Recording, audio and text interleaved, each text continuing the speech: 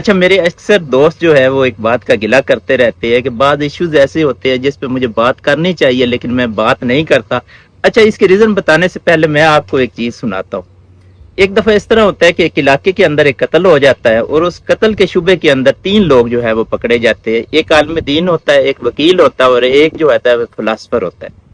اب کورٹ کے اندر کیس پیش ہوتا ہے، جو قاضی ہوتا ہے وہ ان کو سزا سنا دیتا ہے۔ وہ سزا بھی کیا سناتا ہے؟ سزائے موت سنا دیتا ہے تینوں کو۔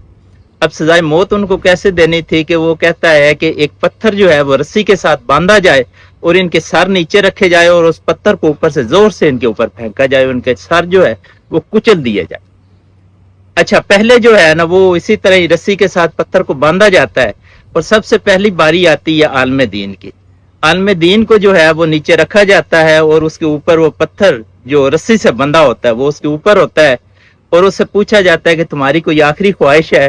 تو عالم دین کہتا ہے کہ میری کوئی آخری خواہش نہیں ہے، میں ہمیشہ اللہ کی وعدانیت کا بارے میں لوگوں کو بتاتا رہا ہوں اور میرا اللہ مجھے خود بچا لے گا۔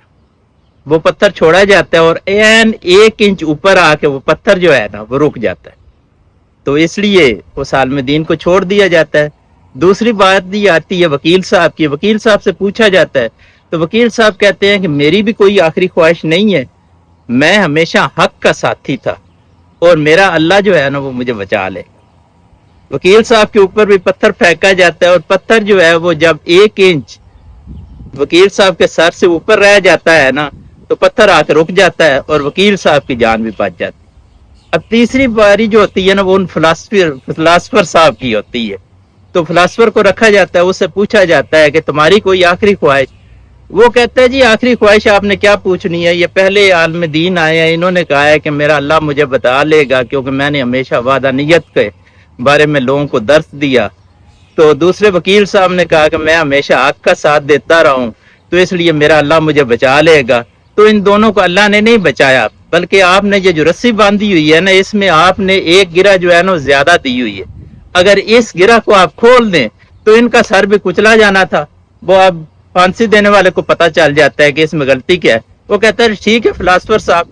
اب ان دونوں کی تو معافی ہو چکی ہوتی ہے، وہ فلاسفر کا سر رکھتے ہیں نا نیچے، اس رسی کی ایک گرہ کھول دیتے ہیں، اب وہ جو آ کے پتھر ہے نا وہ سیدھا فلاسفر صاحب کے سر میں لگتا ہے اور سر کچلا جاتا ہے۔ تو چیز یہ ہے کہ ہر جگہ پہ زبان کھولنے کو اتنی ضروری بھی نہیں ہوتی، نہ ہر ٹاپک کے اوپر اپنی فلسفی جاننے کو اتنی ضروری ہوتی ہے۔ اس لیے مائی ڈیئر، میں ہر ٹاپک کے اوپر نہ اپنی فلسفی نہیں جانتا اور نہ ہر ٹاپک کے اوپر بات کرتا ہوں۔ میں کچھ اسپیسیفک ٹاپکس کے اوپر بات کرتا ہوں اور میں کوشش کرتا ہوں کہ اس میں زیادہ سے زیادہ احتیاط برتی جائے جس حد تک میں برت سکتا ہوں۔ تو اس لیے یہ بات آپ کو سنانے کا مقصد بھی یہ ہے کہ ہر موضوع پہ نہ بات کی جا سکتی ہے اور نہ اپنی فلسفی چاڑی جا سکتی ہے۔ تو یہ کچھ باتیں تھی جو آپ لوگ سے شیئر کرنی تھی۔ باقی اللہ آپ کامیاب ناصر ہو جی۔ تھینک یو، اللہ حافظ۔